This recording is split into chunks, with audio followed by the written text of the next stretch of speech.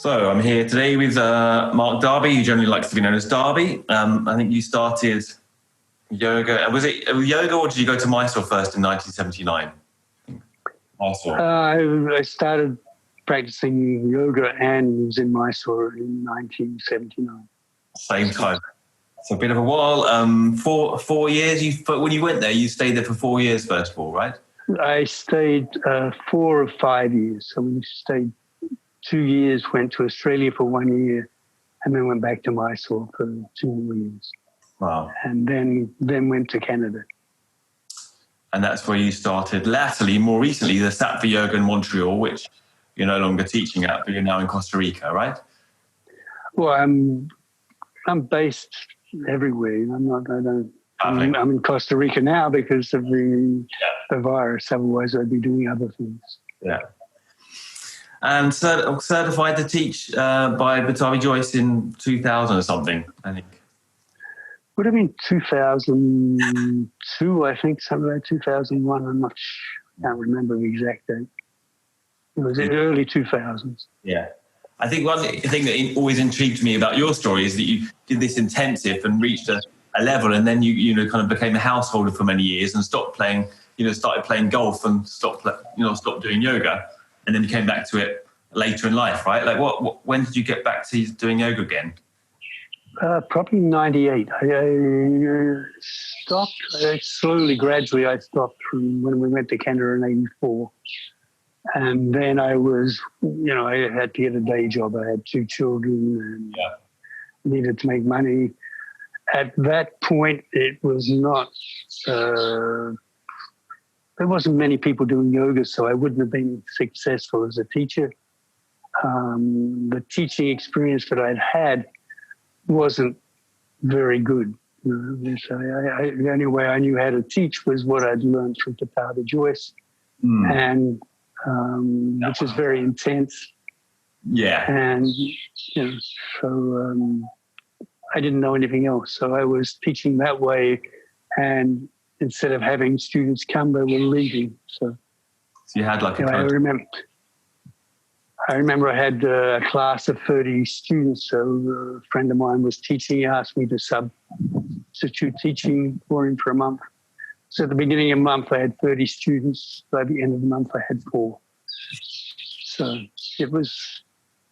Well, I'll come back to how you change your methods, like how you change your teaching methods in a second, but let's just backtrack for a second. And how did you... it's an interesting story how you came to Mysore in the first place with walking. Didn't you walk across the whole of Goa, or at least? Or not, you didn't walk to Well, these are whole bunches of stories, but I had been in Sri Lanka, and we were going to a pilgrimage. It was a festival. And the last part of getting there, we had to walk. And those thousands of people walking. And it was a very special feeling. Yeah. And so then I was in Goa, and I decided to go to Gokana. And Gokana was Shivaratri, and I was going to go to the festival with Shivaratri. So I decided to walk. So I walked the whole coast of Goa and Karnataka until I got to Gokana. Yeah. And then how did you get to Mysore? You didn't walk to Mysore as well? Basically, we didn't walk, but I hitchhiked. Right, okay. To Mysore from that point. Yeah. So you came to Mysore in 1979. And what was it? I mean, just can you tell people kind of what it was like then? What was your experience of arriving? And obviously different to what people... Well, when I arrived, I said, now's the time. I'm ready to practice yoga. I didn't want to start before because I wanted to go to Goa and do parties. When that was over, I said, now I can do yoga. And the hotel I left my possessions in was Cliff Barber, or Old Cliff. So you might know him from the Cliff Barber who lives in Kuwait. And so I met him, and here I am ready to find a teacher. And he said, come and meet my teacher. And the teacher was Batavi Joyce. Right. So I met him at his first teaching is you sit and watch. So you spend the first day just watching the class. You make a decision on whether you're going to practice or not. Yeah. And so the decision was that I was going to practice. And so I practiced. I think when you first saw it, and how many people were practicing there, and what were your first impressions of it There were 5 people in the room? in the room. There was an English guy with his French girlfriend, a German guy, old Cliff. So it was only 4, I think. 4. Yeah, I turned out to be the 5th, so there was 4. I don't think people realise how kind of small the group was originally that was being taught, you know? I mean, just... Oh, it was the most we had, which we thought was very crowded, was when we had 8 people. 8 people in the room. And 8 people, we said, was too crowded. So this is the old Lakshmi Puram. So people who have been there know that now there's 12 people crowded in. But 8 was okay. 12 people was crowded at the time. And now I think, I mean, you haven't seen the new space, but I think that is more like 1,200. I mean, it could probably... I've seen some photos. It's just, but it's what it is. Yeah. How? I mean, obviously the teaching is less, a lot less full on and intense, and obviously less contact and instruction, perhaps, you know, or personal attention than it used to be. What were your original experiences of being taught? How did early days? Well, at some stages there was only 2 students, because Joanne and myself we were the only 2 students. And Guruji would maybe go out for a cup of coffee, but he stayed in the room. And, right. And he would sometimes fall asleep on the chair, which I would look at and say, maybe he's going to stay asleep. I can get through the posture without an adjustment. But he always woke up and he was there and made me adjust. Right. And probably he would make me do it again anyway so he could adjust me. So, and his presence...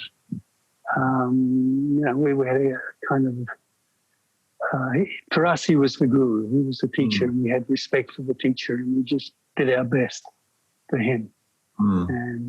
But the personal attention was there. Right. Sure, he was there, just his presence. And how did your... And his adjustments were quite intense. Yeah. Can you say a bit about how you adjusted, or, you know, how your progress went with the whole of your 4 years there when you went there, first of all? Well, I would say after the first 2 years was because we didn't know. Well, you know, we had no comparison. In Mysore, the only comparison we had was when somebody like David Williams would come, or somebody come from America, and they would practice. And generally, they were pretty good. There wasn't that many people coming. At that point, you never... beginners. So when you say comparison, you didn't know how other bodies were being taught or how they looked? I had no idea. We just thought this was normal, and we didn't realise how much we'd progressed, how advanced we were in our practice. We thought everybody was like that. So. And you did get quite developed in practice. You did get quite advanced quite quickly. Basically, after the 4 years, we were doing 6 series. The series were different. Yeah. They didn't call it 6 series then. They just called it advanced. And the series that Joanne and I received was different to anybody else. I don't know anybody who had the same series. In the advanced, it was minor, or some things were different. But when I've seen photos of the 6 series, I've pretty much done most of those postures, and some postures that are not in the 6 series.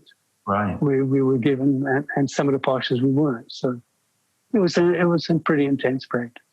Oh, that's fascinating. So you practiced through primary and intermediate series, roughly as they are. Is that right? Were they the same? Those intermediate was a little change. Right. In the Kapotasana series with Karanabhasana, that was a little different. We used to put Scorpion was in there. So that was there, that was taken out. Some slight modifications in the postures, but pretty much the same thing. Right. And then advanced was, there were just a whole bunch of postures that he kind of chose for you personally as your series. Yeah, really. It was, they're very similar, but there was a different order to them. And as I said, some of the postures, we were given some postures weren't there, but basically everything from those 6 series was there. Right. But you had a different series to Joanne, your wife. So Pretty much it kept us at the same, doing the same postures. The changes happened when Joanne got pregnant. right. So when she got pregnant, then he was taking postures away and doing more meditation postures, more sitting. And for me, it was a pleasure because he gave me more handstands. I did all these handstanding postures, arm balance, and walking. I was walking between the mats on my hands in class. And, You're happy with that? oh, I was having fun. Yeah, it was a lot of fun. And you just for the record, you met your wife there. Is that correct? And you had your first son there, or two children you've had in Mysore. We had one in Mysore, one was in Gokana. But, Right. Both were conceived in Mysore. But no, Joanne arrived 1 week after I did. So, and wasn't Pattabhi Jois the matchmaker between you two? He basically did it. Yeah, he had a house that Joanne was staying in. So she was staying in a house. It was next to behind Mashaba, a little alley behind Mashaba. This is where he used to live.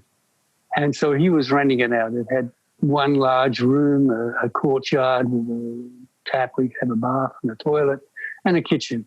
So it was pretty, it was roomy. But I'd been in Mysore staying in this hotel where I met Old Cliff.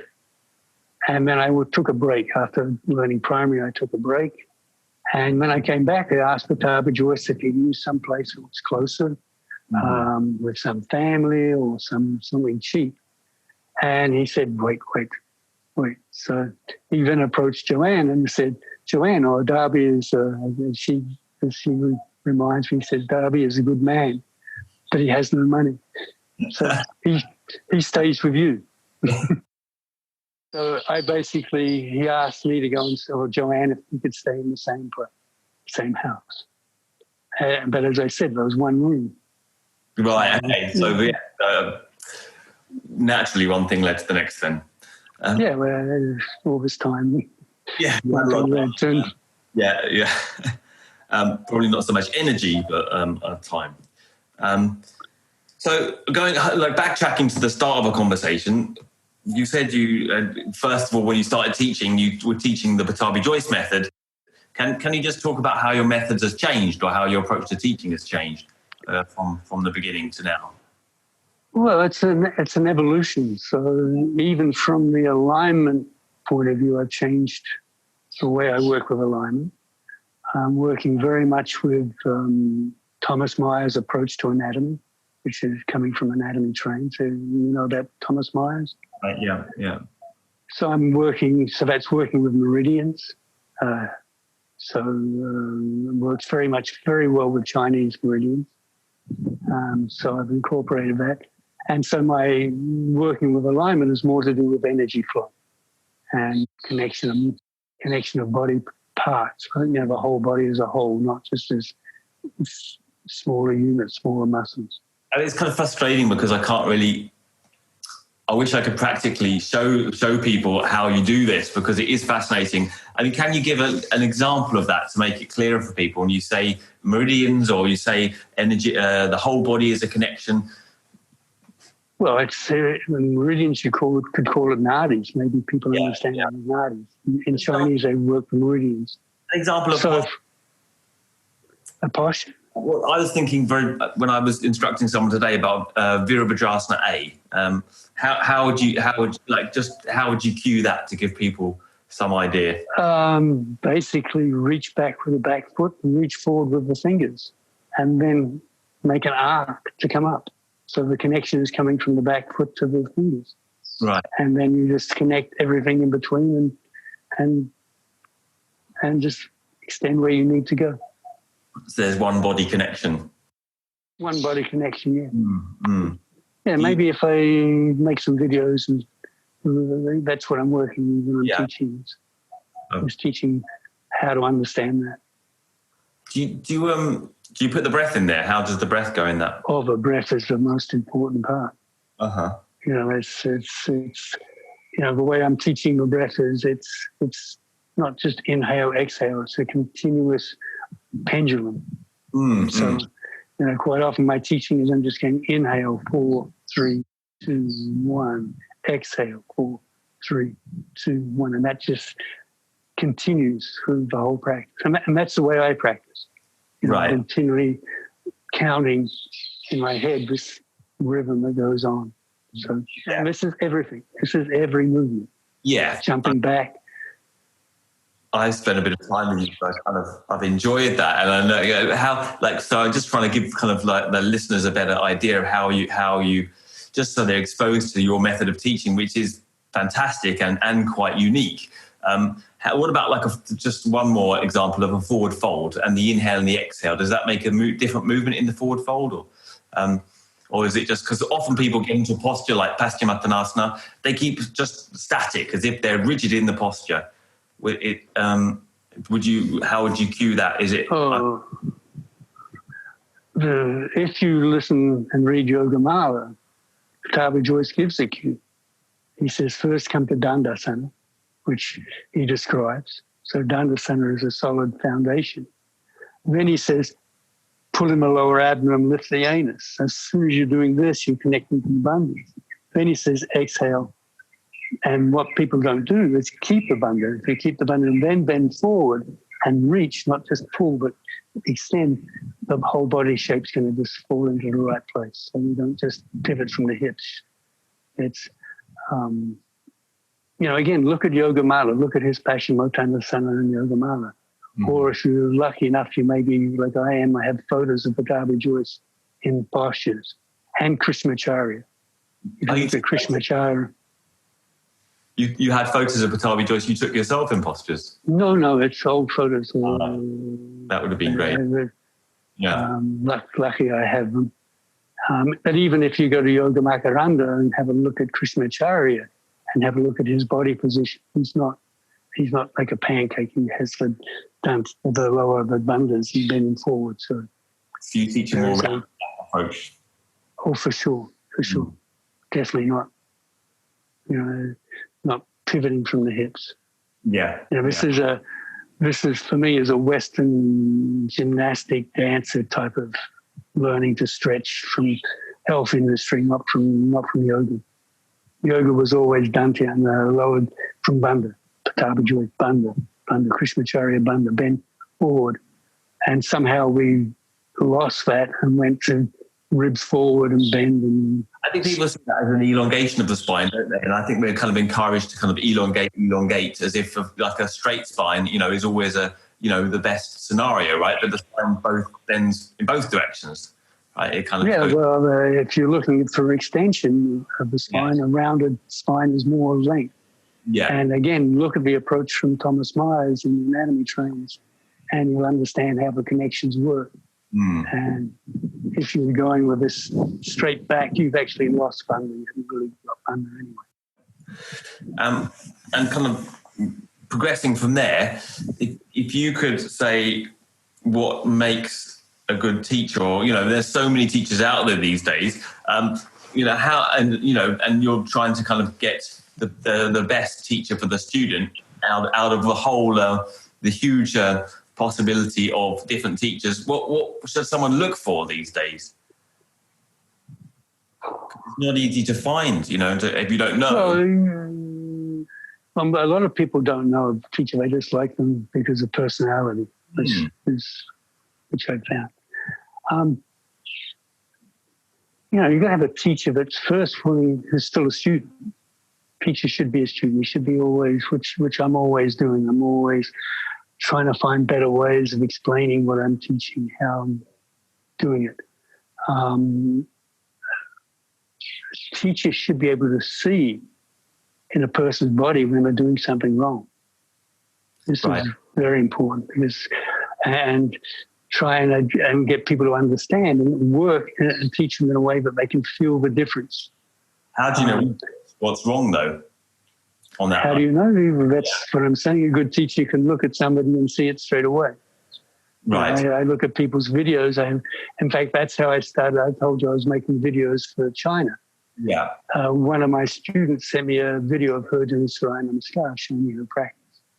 And I just immediately picked on it told her what went wrong, and decided to make a video to send her Can you to show her the correct way. Yeah, give an example of that correction. Well, she was bending forward. Right, okay. Doing the forward Uttanasana bend, just taking it forward, and her legs were bending. Right. So she's bending her legs. So that meant the legs bent because there was contraction of the hamstrings. She felt it in the hamstrings. When you work the correct method, you won't get this contraction. So if you're working from the dantian, the rounded back, it'll be one continuous flow, and the hamstrings will lengthen. So that was the first thing I saw. And then I was thinking of upward dog and other things. But her breathing was very good. That's one thing she did do. She learned to breathe. I mean, I think that hamstring work that you do is different to other people. I mean, I saw a video of you, I think, with Stu Gerling a while ago. When exactly. Working with the hamstrings, and so many people get the hamstring injuries in Ashtanga yoga, and it's so unnecessary. Can you, for the listenership, just briefly explain that you're I'm not going to put words in your mouth. You're dealing with the hamstring, so you don't get the hamstring injury. Yeah, well, even the person that was demonstrating in that video had a hamstring injury. Yeah. And by correcting the body and having the right connections of the body, the hamstring doesn't need to get involved. It doesn't need to get contracted or be lengthened. So we should never contract muscles in yoga. That's not something we want to do. We want to lengthen muscles, engage them, but lengthen them. And so if you something like use the whole of your leg or reach the whole of your leg, and it seems so simple. It's such a simple thing to say, but it really works. Well, it works, but I'm even extending that. I'm saying use your leg from your diaphragm. So I reach out from the diaphragm now to lengthen, because many people reach for leg, but they reach from the groins, and that already cuts the line. The nadi, or cuts the meridian line, cuts the energy line. So that does need to reach more. In fact, you want to reach from your fingertips, and see how the connections happens.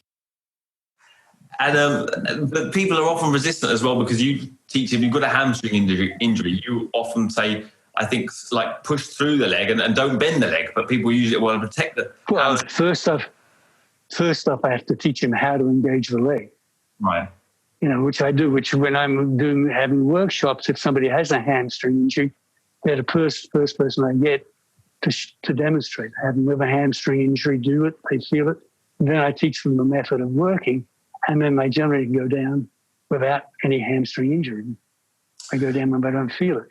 And so for me, it's the best teaching for them, because if they continue to bend forward with the correct method, they can keep the leg straight. They won't feel the injury in the hamstring. But as soon as they have the wrong technique, they'll feel the hamstring. So they have to step back. Then, as we call it, the plasticity of the mind, the changing of the mind and the neurological connection with nerves will gradually change. So you'll learn how to do it the correct way, because you have somebody teaching you every time you do it. And so your body will change. Can you give a small tip for someone listening with a hamstring difficulty? Is there anyone obvious that they can use to help their situation? Because it is a very frustrating and very limited injury. Watch that Stu Gerling video. Because that's... For Stu Gerling's Love Yoga Anatomy video with Darby for the hamstring. The other thing I was going to ask you is that the second most common injury, or maybe even more than a hamstring, is the knee. Can you say anything about knee injuries, and should we stop doing anything with the knee and take out lotus altogether, or keep working through it or in it? Or I would, again, there's probably a wrong technique. Someone pushing too hard. People contract muscles. And from the contracted muscles, it pulls tightness in the knee, and then they pull it. Once it's injured, I wouldn't say rest it. You want to work it, but just don't go deep. Just let it bend. I had injured my knee in Mysore. I'd torn the ligament, and in fact, I still don't have a ligament. And about that? Guruji told me, don't do any knee bending.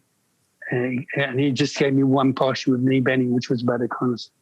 Right. And that took a good 2 months before I got back into Lotus. Slowly, I did. So it's a slow process. But if you continue to push it, it's not going to heal you.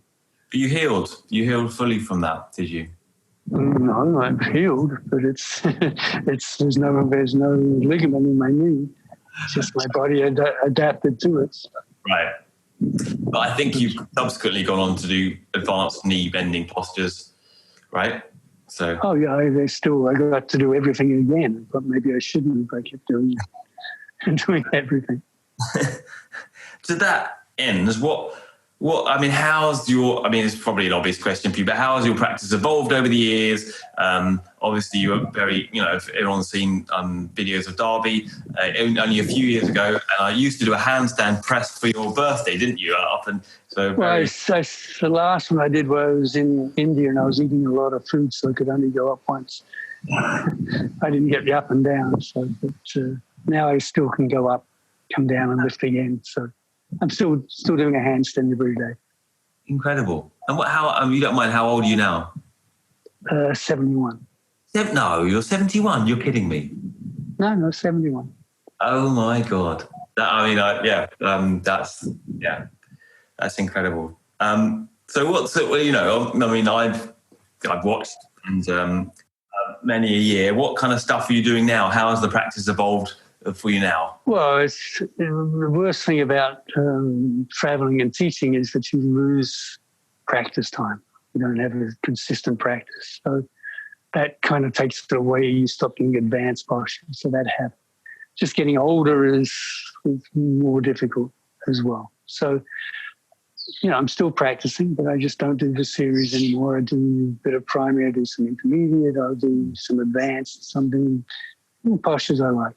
But what I am doing is still breathing. So everything I'm doing is doing with breath.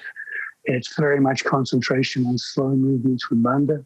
So it's more of that type of practice. I'm not worried about trying to do the deep postures and going as deep as I can. And back bend is just go in deeply, enjoy it, find comfort in the posture, and breathe. I can remember you saying to me years ago, I'm not doing all the jump backs because I'm doing it with effort now. I'm not doing it under anymore. Something like that. So I was kind of impressed by the fact that you said, well, it's actually now it's just for my shoulders and it's, it's brute force. I'm just taking them out and I'm not doing it all. Right? Oh, I can't remember that. I still kept doing jump backs when I was practicing one. Now I don't do them all. Right. But my practice now is basically I'm doing a lot of pranayama. And so that's what my important practice is. You're working with another teacher, right? In pranayama. Teacher from Govardhan. His name is Shailendra Sharma. Right. So he's coming from Kriya Yoga, which his technique is quite advanced. It's advanced technique. It's also very intense. So, thank goodness I did Ashtanga.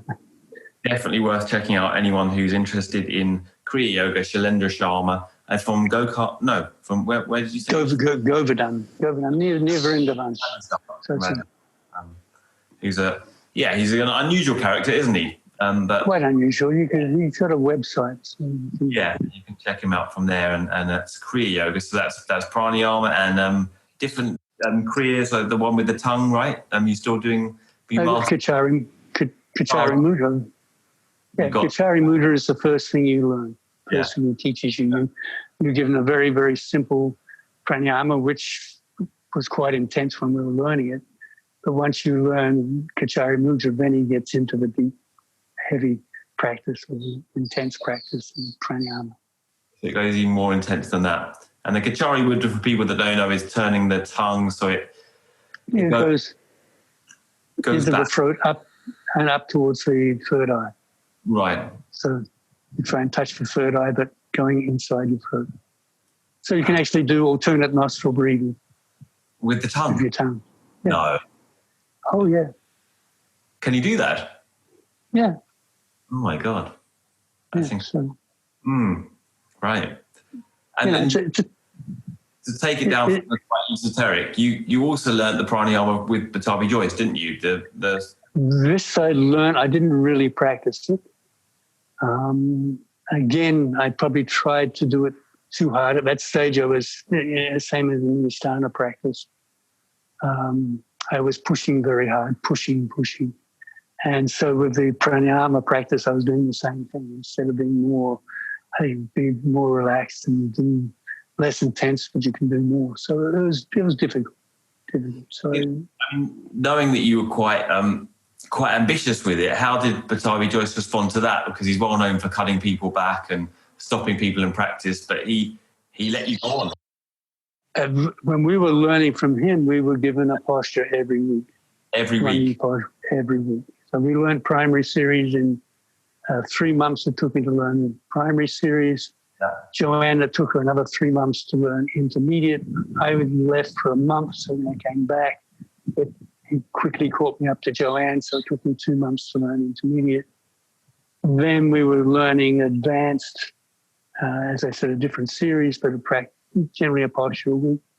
So basically in the first 2 years, our practice was primary, intermediate, and advanced every day. So my practice was once a day, not because I remember David Swenson, I think, saying you used to practice twice a day, right? Yeah, then it was only once a day, but it was a 3.5 hour practice. 3.5 hours, right? Okay. And Joanne was 4.5, but she would spend 1 hour on the head. So an hour headstand. Hour headstand, yeah. Why did he? That's well known that he gave Joanne an hour headstand. Why did he give that to her again? Or she wanted it? No, he was just having her stay on her head, and then he would, in headstand, you'd lift up. Remember, after you've learned intermediate, then you learn to lift up. Yeah. And take your head off the floor. Doesn't seem to be taught. The lift up doesn't really seem to factor in anymore. Well, it's generally, then it was only taught for people who learn intermediate. So it's not for beginners, it's intermediate. And so she couldn't lift up. So he would have her in headstand, then he would come and lift her up. And he just started leaving her there longer and longer. So, and then she was doing 30 minutes. And then one day he totally forgot about her because he had a phone call from America and just excitement. And he came back 1 hour later and she was still there. So she can get the understanding that Joanne's quite stubborn. And she wouldn't come down. She didn't know the time, but she stayed there until he came. And when he came, he said, 1 hour. Oh, so now you do every day. So that's how she got to do 1 hour headstand. So she just continued it from there, thinking that... Yeah, continued it, yeah. You also have a kind of a funny anecdote of when you were doing the handstands and that you'd put extra handstands in the practice, and then at a point you stopped doing them because you were too tired, and that's the only time when he said very good, Batavi Joyce. No.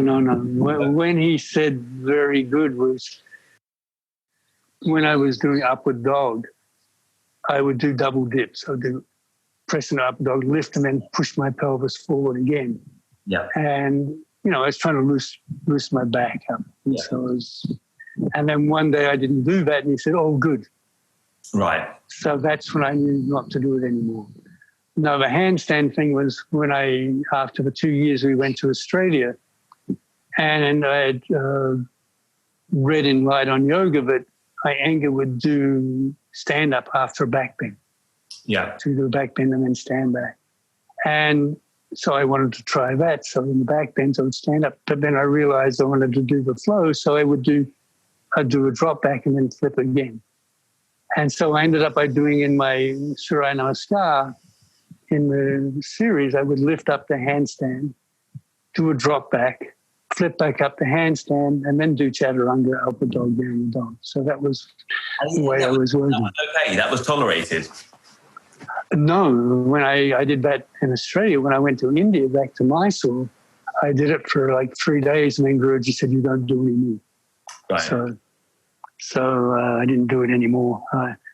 And then when I did do it again, I just had a quick memory the other day. I was on the beach in Goa, and we were doing gymnastics, like I was doing flips, and I think I crunched my back. And so in my practice, next day when I was doing these flips, I herniated my disc. Oh. So that kind of was a good experience. Yeah, that set you back a little bit. Well, I couldn't move. I couldn't bend down. I couldn't bend forward. It took a couple. It was quite an experience, because what happened was I totally stopped. I couldn't do anything, so I didn't do anything. I didn't try and do anything, and I healed within a couple of months or less. And when I see people who have herniated discs and they try to practice, they really take a long time to heal. So, complete rest. So for me, anybody who herniates a disc, just take complete rest. The exercise that I was doing was swimming, because we go kayaking, we had the beach. So I was swimming every day, and that kept me healthy. So, well, that end, it just strikes me. Is there any other kind of good information you pass out like that for someone that has, I mean, people come up with all kinds of complaints, and and they don't know whether to practice or not, whether to rest or anything else? First off, find out what you're doing wrong. Yeah, that's the first thing. What are you doing that's not aligned correctly, or you're pushing the wrong way? Maybe find out what that is. Oh. Maybe you don't know, and you're just worried to push more. You don't know whether to keep going or whether you're just doing something the wrong way. And, if you don't have the knowledge of your body, then you can keep pushing, and you're not going to, you're going to hurt yourself. I was teaching in Russia, and we were doing back bends, and I was teaching to keep the buttocks, firm but soft. And these couple were saying, "No, you've got to have tight buttocks. You've got to have tight buttocks." And no. And they both had back pain. And, it was like, well, you got back pain, but you're saying they tighten the buttocks to protect your back, but you're in back pain. So why didn't you try something else? And I think that... So after the weekend I tried, and I realized that, they were doing the wrong techniques. I think that's where you're teaching it. That's how it got me, because it's experiential. I mean, you can, a lot of people have ideas and information, but what you say actually works. So that's what hooked me, because you experience the benefit of it. Even, it kind of makes sense in the head, but then you actually practice it, and it kind of makes actual sense in the body. Well, that's what I do. I'm making, I've learned all these different techniques of how can I teach it, and it's... Did you yourself, or did you get them from other places, or... Basically, that's just evolving. I worked with somebody from Iyengar for a while. Yeah. Learn a lot of stuff, but this stuff I'm working on now is it's experimenting, having the understanding of what I'm teaching, and working with bodies, seeing how my teachings, they don't understand it. So how can I teach them to understand it? And, the way you do Virabhadrasana, if you're tense in the wrist, you're going to tighten up your chest. So many people doing upward facing dog push deeply, really hard from the wrist into the floor. All the muscles in the front of the chest tighten. They can't roll the shoulders back. So there's eventually they have problems. I think you kind of pushed a lot at the start, right? When you started practice, you mentioned kind of pushing a lot. Did you advise anyone to kind of push into practice now? No, learn a different technique. How is the pushing? Well, let's put it: if you're pulling someone and pushing somebody with intensity into a posture, you're actually creating trauma in their body. Right. And they feel it. They feel like they're getting deep. But if you teach them how to reach and give them direction, they'll find they'll improve much more quickly.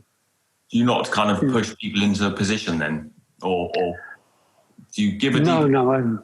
You don't push people into positions, I assume. And is there any kind of cause or time for a good old-fashioned deep adjustment? Or I'm assuming maybe you don't. I don't do it I don't do it anymore. I find it's much better to teach them how to reach to their capacity. and they can do it by reaching, not by getting. Even in my last back bend, after the back bend, people lay on your back and Paschimottanasana. I don't even do that anymore. I get them to push their hands into the thing and actually push and create a resistance in the lower abdomen. And this will actually give a greater release on the spine than actually getting flattened out. So, but it's nice to have somebody lay on your back. Yeah. And you don't push them into a position. You kind of, as I remember, you kind of often ask someone to push against you more than actually push them into. Yeah. Yeah. Push against me. That's where you get push against me. Then the energy from that push is going to connect through their body to the foundation, to the bandhas, and that's actually going to create the right shape. I need to get the most benefit out of that extension. Yeah. Although I do remember an intense Gandha Beradasana adjustment I received with you. Well, I don't do that now. No, yeah, yeah. Ended up being able to breathe again, but not for a while. That was how many years ago was that? Was my early years and your early years as well. When was that? That was 2000, and that was in Vancouver, right? Yeah, Vancouver, maybe 2010, 2012, maybe. Oh, maybe earlier, maybe, yeah. I think it was even earlier. Yeah, maybe. Yeah. And I was still in my early 30s. What's your feeling of tradition now? And certainly people are a little bit more mixed in their feelings about the tradition. There's been some feeling that it wasn't as old a tradition as it was claimed to be. What have you got anything to say about that, or any thoughts about that at all? The series is, basically the series that's being taught comes from Pattabhi Jois. Right. The tradition would come from Krishnamacharya. He was clear at the time, or at the time when you had it, just to clear something up, did he claim that it had come from further back, or did he say that he created it, or how did that go? No, I think just looking at what Krishnamacharya was teaching and what Pattabhi Jois was teaching in the basic vinyasa approach and the bandhas. If you again look at Yoga Makaranda, you have that book, I'm sure. Yeah. Or I'll send you a copy. I have a copy from Alex Mandan. Mm-hmm. Alex. Yeah. So he did a translation from the original text. And so it has something in it that Deskacharya didn't put in it. It's a curriculum at the back. It's all the postures in the series. So he has that. So if you look at that, you can see it's quite similar at the beginning to what primary series is. But you can see the sequencing and the vinyasa is there in that book, and all the vinyasas are there. So it does come from Krishnamacharya. Definitely. Have you seen that copy? I haven't seen that copy, no. I don't. Okay, so I'll send it to you. Have it. Because other people are saying that, Pattabhi Jois completely made it up. The Krishnamacharya was teaching a different thing. I mean, I think in my last interview, I have to say... No. From this book, from Krishnamacharya, the vinyasa is definitely there. It's there, for sure. So it comes from Krishnamacharya. And I think he made it up. It didn't come from the Yoga Karanta. Right. So the vinyasa, which means the upward dog, chaturanga, downward dog transition. And no. It means the number of movements in the posture. Okay. All the movements. Right, okay. The count. So vinyasa is movement with the breath. Yeah. So, and Pattabhi Jois says, do not do yoga without vinyasa.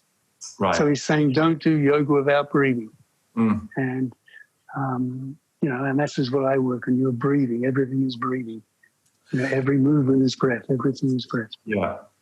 What about the actual sequence itself? What about the sequence? I mean, the sequence is about that. And personally, how? I mean, you teach the traditional sequence still, right? And is there a time when you might modify that for someone, or what's the benefit of following the traditional way? Because obviously that changed when it was originally taught to you. It was slightly different. And what do you feel?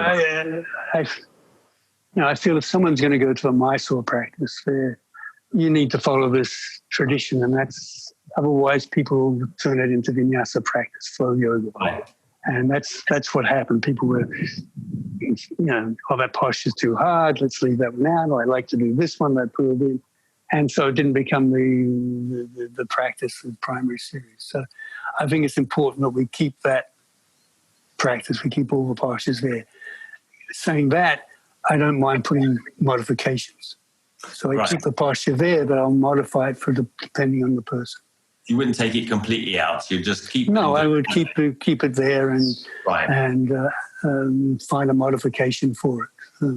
What about? I mean, just a classic question.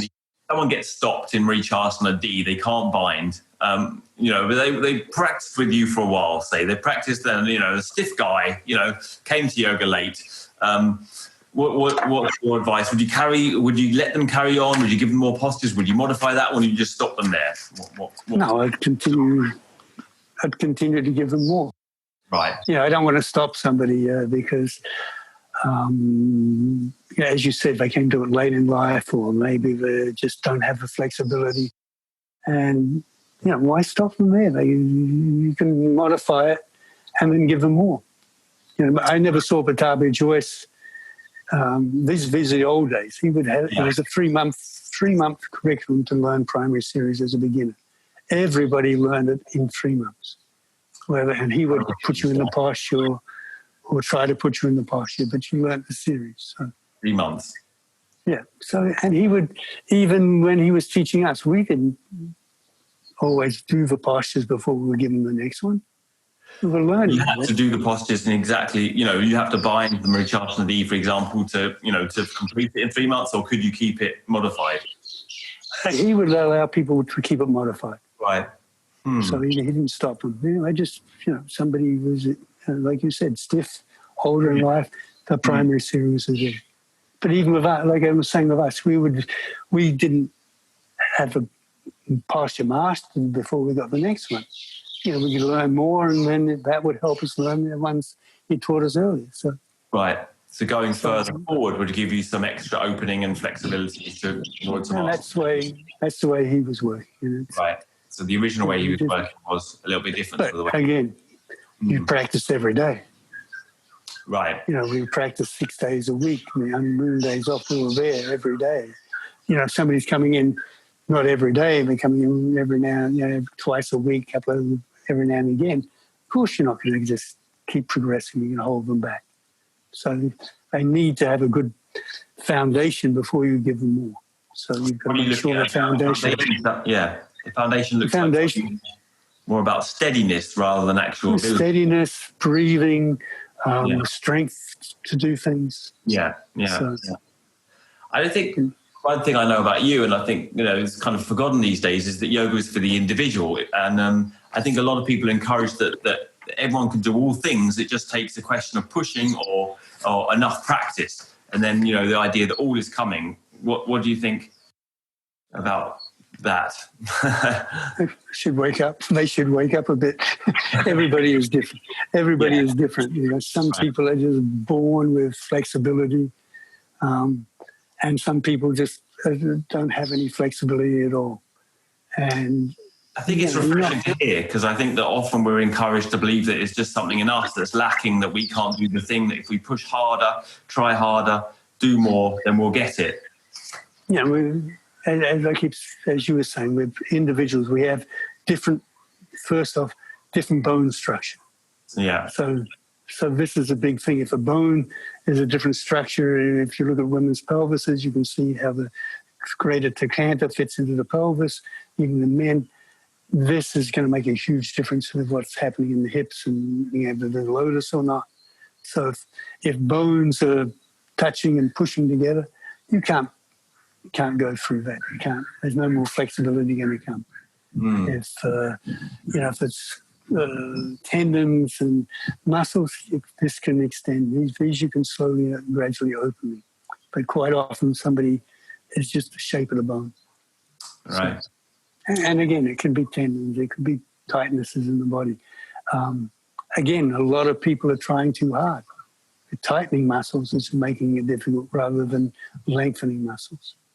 So what is the right hard trying? You see what I mean? What's the right intention towards it? and how do you progress without pushing? I think we're kind of circling around this a bit. Well, it's the method of pushing. Right. Okay. So it's not learning to push, it's to push but to reach. So Right. you're still trying to go as deep as you can. When you're bending the legs, don't tighten the muscles. I don't even lift my leg up. Because as soon as you lift your foot off the floor, the quadricep muscles engage. And then when you start to bend the leg, you've got contraction of the muscles of the knee. So I generally use my fingers on my hand underneath the knee and slide my foot back. And so this will soften. So this will open, keep the hips soft, the groin softer, the knees soft. Then you can get more flexibility. But if you're contracting muscles, they expand, they take up space, and then you lose the ability to get the extensions you need. So you don't think that someone, I mean, there's a lot of people training outside practice to get stronger, to build up strength now, posting different tips for that. What do you think? What do you think about extra training, extra strength training? I think if you're doing Ashtanga yoga and you're doing it every day, I think it's enough. It's enough. You don't need anything else. You don't need anything. If you're doing the chaturangas and you're moving and you don't stop moving, you don't, like quite often people are stopping. They want to get in the posture. They take a few extra breaths. This is something we didn't do with Pattabhi Jois. He wouldn't let, we'd stop and say, jump back. So right. You'd come out of so everything we learned was don't stop, continue breathing. And we got very strong from the practice. Even Joanne was somebody who, was not a strong person, was doing incredibly beautiful arm balance. Right. So yeah. And it was just from practice every day. So I think I remember her saying he used to come and lift her toe. He would start by lifting a leg, lifting her up, and then eventually come there and just have his finger on the toe and then take it, so slowly over a period of time. He would teach her body which muscles she needed to work. I don't think I ever asked you whether you actually saw Pattabhi Jois demonstrating himself. I've seen him demonstrate 3 postures. 2 postures plus Surya Namaskar. The first one was he demonstrated headstand. So I saw him do that. And the other one was the exit from Virabhadrasana, which I've never seen anybody do, because he just lifted. He didn't put his knee on his arm. He just lifted into this Ekapada Bakasana without any support of the arm. He just lifted and held it and jumped back. This is when he was 65 years old. So I've never forgotten that. Wow. It was an amazing thing. I've never done it. I can jump a little bit, but he just kind of like a plant. Lifted. Like a plant. He just was there and lifted. It was amazing. And the other thing was at one stage, there was an actor, a famous Karnataka actor, coming to take a class, a lesson. And it was after we'd practiced, so I was leaving, and he was teaching this actor, and the actor had no idea what to do. So Guruji demonstrated Surya Namaskar. Isn't that amazing? This guy here who had these thousands and thousands of students who nobody ever saw him practice.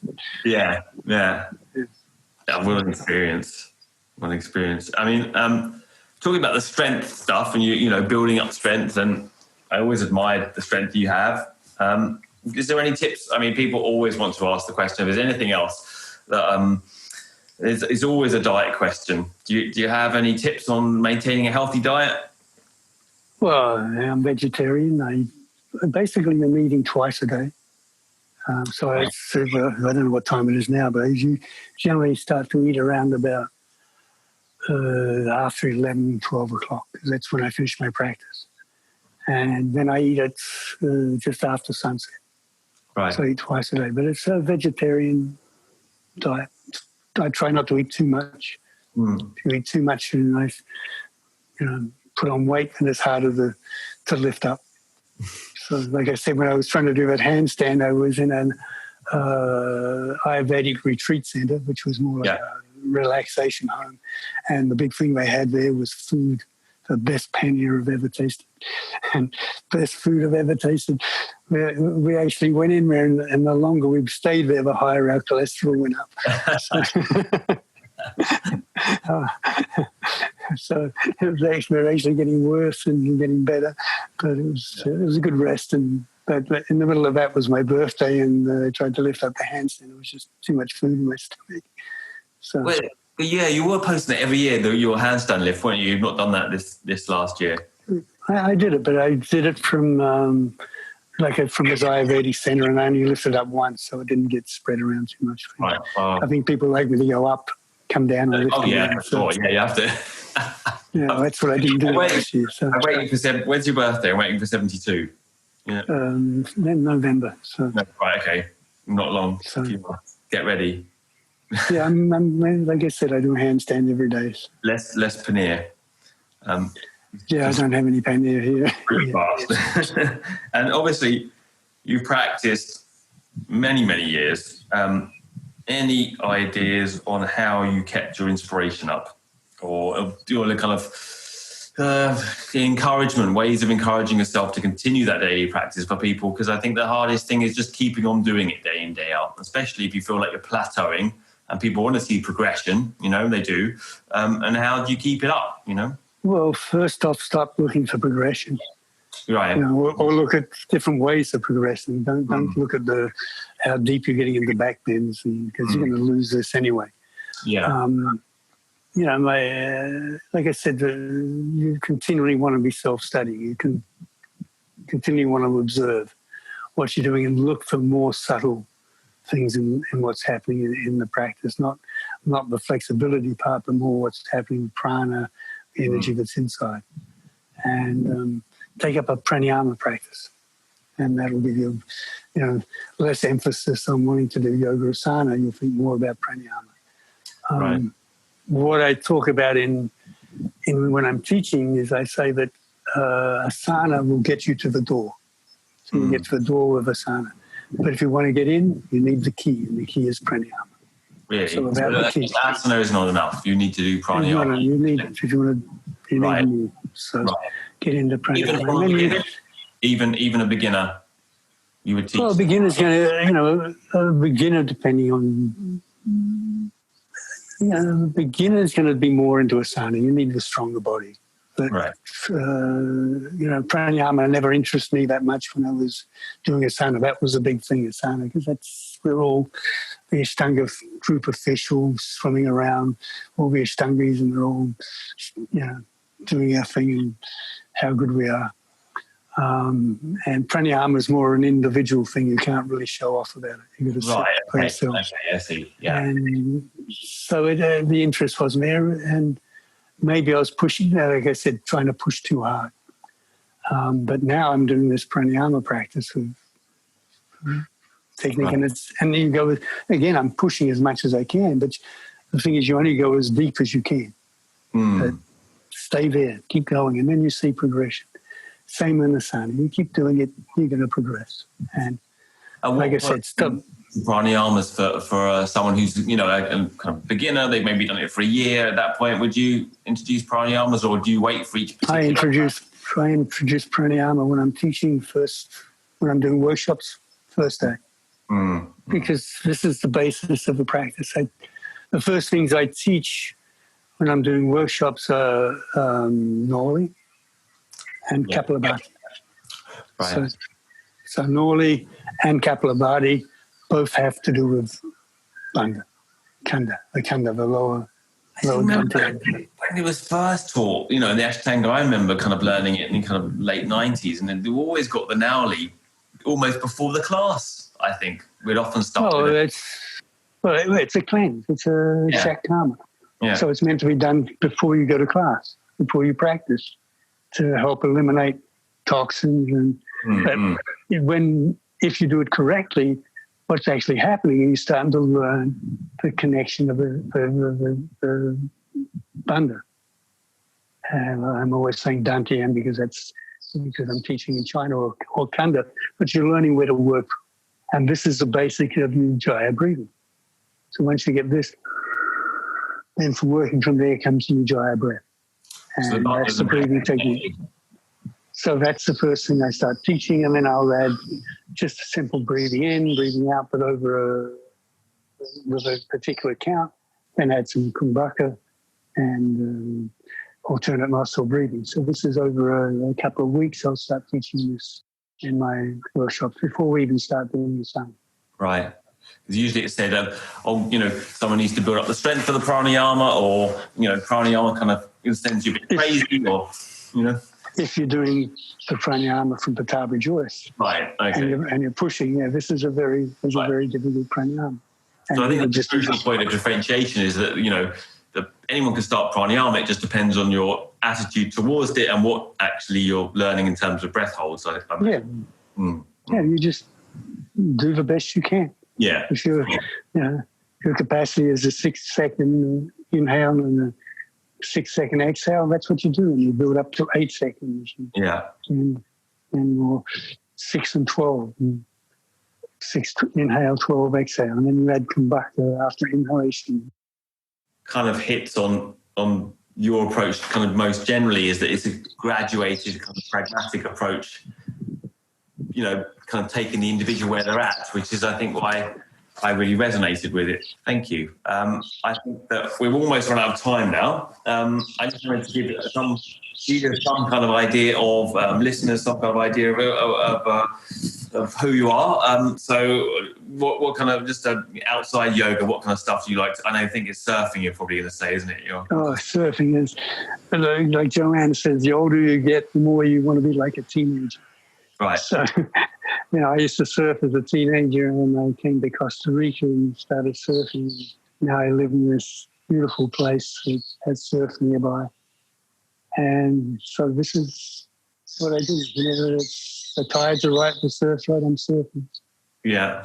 Any inspirations or reading material that you'd recommend, or just basically, fictional books. I'm reading some books to do with Shiva, but basically my reading is the Gita, Yoga Sutras. Right. So I make sure I read some of that every day. Right. So I read some of the sutras and some of the Gita. In fact, as part of the Kriya Yoga practice, is to read a chapter of the Gita. So it's the practice we should read. Rereading and rereading it, do you? Rereading and rereading and rereading. Right. So some days it just goes through, but some days you pick up on one line with an understanding.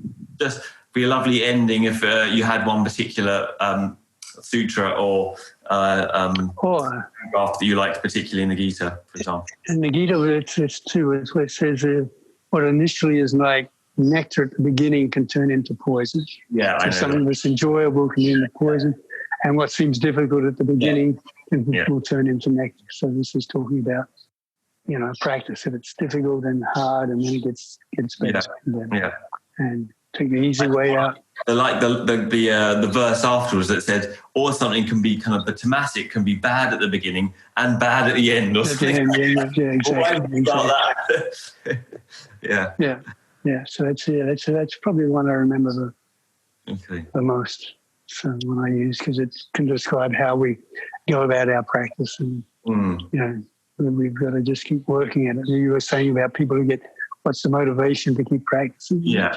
You just got to keep doing it and let it turn into nectar. So it can be bitter at the start, doesn't it? Stay that way. Yep. Yeah. So on that note, thanks very much for joining me, Darby, and I look forward, hopefully let's put on a workshop and something soon.